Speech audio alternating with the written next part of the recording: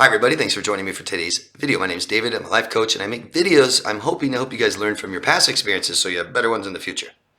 Today's video is part of a series. This is number 3 of 3. I've already made 2 other videos about infidelity. I'm going over different aspects and perspectives of this, not just a person cheating on a spouse. I'm going over what it looks like when your spouse is cheating, what it looks like when you meet someone who's married and unavailable and is lying to you. Why are we attracted to other people, stuff like this. So today is about in front of the signs that show us what's going on. So first one I want to talk about is signs your spouse is cheating, okay? And I'm not going to get into all the different little things. Some of this is so obvious that we're just ignoring, right? I mean, your husband has lipstick on his collar. Right? You find underwear in his car. You know, these things I hope are obvious. So I'm going to go over just a few specifics, but they're kind of general, okay? So the theme of this video is it doesn't matter what someone's doing, it matters how you feel, okay? It matters how you feel, emotions. This is what's important here. So the first sign that your spouse is cheating is they're lying. Right? I mean, they're lying to you about it. So they may lie about other things. That's their moral value. It's okay to be dishonest. It's okay to not have integrity. It's okay to be disrespectful to yourself. Stuff like this. Okay? You catch your partner lying, there's a problem. Unavailable. Your spouse becomes more unavailable. Less intimacy, less time alone, maybe less sex. Maybe not answering the phone when they're out, taking forever to get back to you, home less, working more, things like this, unavailability. Unattentive. When they are with you, they're not listening as much. They're not answering your questions. They're not responding quickly. They're just kind of, what? On their phone and stuff like this. Can't remember some of the things you guys discussed, some of the things that they agreed on with you. Can't remember. What? We said that? You said that? I don't remember. Forgets special dates, anniversary, birthday, things like this. Talks about other people more and more, right? You may know that Lisa is my secretary at my work and she's cute. But I bring her up one time. Okay. Every week. Twice a week, 3 times a week, 4 times a week, every day. Complains. Starts complaining about you, complaining about the relationship. I don't like this, I'm not happy. Fighting increases. Starts to leave suddenly. Breaking up often. Acts guilty. Even a narcissist has a conscience. Even if someone who doesn't have a conscience, who doesn't have empathy towards you, they know that this isn't allowed and they know that it's not accepted in society. And, like I said, the theme, emotional security. So I want to be very clear about something. It doesn't matter what they do, it matters how you feel. Okay? And I've just heard countless situations and experiences people have had, and my own, where someone is cheating and they rationalize, they trick you, they fool you, they lie. I mean, you catch them cheating and they say, no, we broke up. I broke up with you. And you're like, no, you didn't. It doesn't matter. This is wrong. If somebody loves you and they go be with someone intimate the next day just because they say, oh, no, we broke up that day. And now the next day, I want to be back with you. So it's okay. It doesn't matter what they do. How does that feel? That's the problem. Or if you believe your partner may be cheating, but you can't catch them. And all they care about is, you didn't even caught me. Prove it. No, I'm not. And they don't care to reassure you. The problem, if you think someone's cheating on you, if you think they're becoming distant, if there's no emotional connection, you feel insecure, that's a problem, okay? They don't have to be cheating. Hey, honey, I feel insecure. Well, I'm not doing anything wrong, so. No, I didn't say that. I said, I feel insecure. I'm not accusing you of anything. I'm feeling insecure in this relationship. Well, why? Well, you're not here anymore. You're not around anymore. You talk about, Steve all the time, and you're with Steve actually from work quite a bit more. And I don't like it. It doesn't feel good. Oh, you're just insecure. Okay, but I need to feel secure, and that's the responsibility of both of us. I make you feel insecure, and you help me make me feel secure. I hope I didn't say insecure. We make you feel secure, and then we make me feel secure. Both. And it's responsibility of both. If someone can't make you feel insecure, that relationship is over. It's over. They don't have to cheat. I don't like how I feel in this relationship. I don't need to catch you cheating. Maybe you aren't cheating, but you're not reassuring me, and I don't feel secure in this relationship. And it's a need. It's a need. Most important.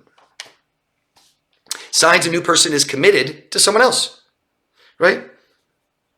You have a very big social life. You meet lots of people. You're attractive. Lots of men come up to you, or lots of women come up to you and ask you out. How do I know that someone's committed to someone else? Well, we don't. We take our time. We take our time. We don't sleep with them right away. We don't call them all the time. We don't invite them over to our house right away. They'll talk about the person they're committed to sometimes. They don't want you to know, right? It's a secret. Don't bring them up. Don't tell you, oh my God. But amazingly, they'll bring them up often. And here's the key word: separated. Separated. There is one common theme amongst people who cheat on their spouse. They tell people they're separated. Not divorced, because they're not. On my standard list, I will never, ever date someone married. Oh, fine, you're separated. Oh, fine, you don't get along. Oh, fine, you don't have sex anymore. Oh, you don't even live in the same house together anymore. You're married. You might have some little paws or claws or whatever you want to call it, but you're married. You're married. If it's important to you to find your next spouse and date people, go get a divorce. Oh, it takes up to a year. Tough shit. Oh, well, tough for you. Too bad for you. Bye. That'll eliminate a lot. A lot. I'm telling you. Cheaters are all separated. Sexual talk. It's amazing how many people have told me, David, I met someone online, dating site, my favorite place in the world. I met someone on a dating site, and I haven't even, we just talked. We haven't met yet, and they're already talking about sexual stuff and telling me how beautiful, gorgeous. Well, that's what's important to them. That's what they want. Period. It's inappropriate. I don't even think of that anymore. I did when I was 16. That's not what I want right when I meet someone. Nope. I want to know who the hell you are. Sexual talk, emphasis. Ends communication abruptly, suddenly, on a schedule. Will never talk to you past 9 o'clock at night. Never answer the phone. Never reply to a text. Yeah, they're married. They got to go home at night. There's one thing that's hard to do when cheating on your spouse, and that's not come home every night. Can't get more, right? What I just said earlier about signs that your spouse is cheating, doesn't come home at night. Hello? Oh, I'm sleeping in the office. I'm an accountant. I got to keep adding more numbers all night. So, never their house. That's a good sign. Not that you should be going to people's houses right away, ever. There's another one. They want to go to your house. No. How about some rules? No one I meet is allowed to come to my house in 6 months. Period. Yeah. I meet you. You can't get. If I meet you in May, you're definitely not getting in my house until December. At least. That's at least. Any other signs I get? No. But they won't take you to their house. Or if they finally do, and you go over there and it's decorated, it's a man's house with all women decorations. No pictures anywhere. They'll never commit to you. And that's, right? A lot of us have known we're dating someone married. This is common. This is really common amongst people in this community, or let's say victims of narcissistic abuse. It's common we end up dating a married person who just keeps lying to us. Maybe they didn't tell us they were married at first. We get attached to them, and then they keep saying, I'm going to leave them, I'm going to leave them, I don't have sex with them, don't worry, we hate each other, blah, blah, blah, blah. And that just goes on and on and on. Promises, unkept promises, future faking, making plans for the future. But the bottom line is they get what they want and they're gone. And that is a pattern we have to be familiar with, because a lot of us aren't. I don't understand. They tell me how much they like me and this and that. We go have a great time. And then the next day they're gone. I don't hear from them. And they tell me, oh, I can't do this anymore. They feel guilty, right? I can't do this anymore. I don't want to date anybody. I can't right now.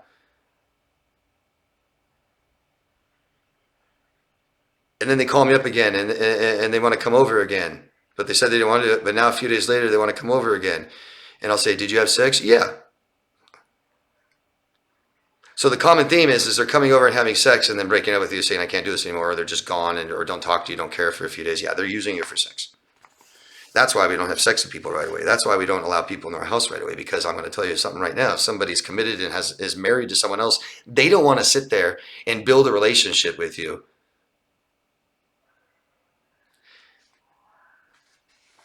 One thing in common of narcissistic victims, none of us are virgins. Wouldn't work. If you're attracted to married people or your spouses, right? You're married, but you keep finding yourself attracted to other men, other women, especially maybe ones that are married. It's okay. We don't know them. I can't say I really like a person just because I met them. I'm sorry, babe, I'm going to leave you. I just met someone yesterday. They're pretty. No.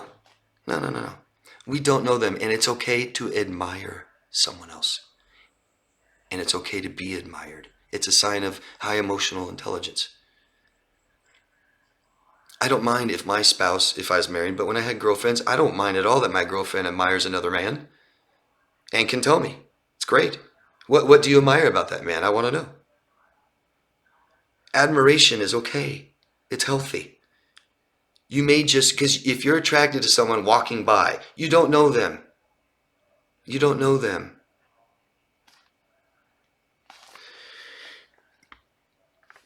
Accept it. Accept that you may be attracted to someone you don't know. Accept that your spouse may be attracted to someone they don't know. It's just physical. They don't know each other. Pattern of dating married people or falling for people too quickly. If there's some of you watching this and who've dated more than one married person, maybe even a pattern, find out what's going on. Okay? But the way we can stop this, the way we can be more careful and not find ourselves in relationships with committed people that are already committed to someone else, boundaries. Know who you are, know what you want, know what you need and stuff like this, but boundaries. Go slow. Don't let them push you. Don't let them come over right away. Don't see them right away. This is the basics of relationships, guys. I sometimes use a car as a reference. Let's say you worked several years to save up for your favorite car, $60,000 nice car, right? Brand new, drove it off the lot, 1 mile on it. You love it. You're in love with it. Would you get in it right away and punch it and peel out everywhere and go 120 miles an hour and hit turns and do spins? And maybe if you're an amazing driver, but no, you're going to treat the car nicely because you care about it. And that's how we treat relationships. We take breaks and we go slow and we just go for a little test drive and then that's it. And we don't see each other right away and we don't call each other right away all the time and text each other. Screw texting. Screw that. Go slow. These people don't want to do that. If they're already committed to someone else, they're just looking for something else extra. And I described these things in the first video. Ask questions. Get to know somebody. What's probably happening for those of you who do this or date people, fall for people so fast and the relationship goes so fast is you're having emotional and physical excitement. And just try to accept that and not do the same things anymore. Take your time. if you know you're not healthy, let's say this, if you can identify, hey, I've had some bad relationships, they've been fairly recently, I feel horrible, I'm depressed and stuff like this, that's the kind of people you're going to meet. I promise, until you get healthy. Heal from your past. Identify your emotional reaction to people like that. And then accept that you don't know them. So why am I so excited? An idealized version of who I want? Because that's what they'll be. If I'm a cheater and I just want sex and I don't want my wife to know, I'm going to act quickly, right? I'm going to just try to get into bed. I don't want to romance you. I don't want to take you out on dates. I don't want to get to know you. I don't want you to know me at all. So I'm going to tell you what you like, and I like the game, and I'm going to get you as fast as I can. And if I don't, I'm gone. And so that's all you got to do is go slow. I've said it a million times. If the best way to get rid of a man you really care about that you just met, have sex with him. All of this, guys, for all of you watching, this is all about self-awareness. This is all about self-awareness. Know what your emotional needs are and how they're met. And then you'll realize in a relationship, my needs aren't being met. Who cares if my spouse is cheating on me? This is why I'm straying. My needs aren't met. And I talked earlier about in the other videos that men tend to cheat because they're not sexually satisfied. Or women tend to cheat because they're not emotionally satisfied. But it doesn't matter. It all comes down to the same thing. Is that when you know that the most important thing is emotional needs and you start having those met in your relationship, sex isn't that important. You still have it, but it's not at the top.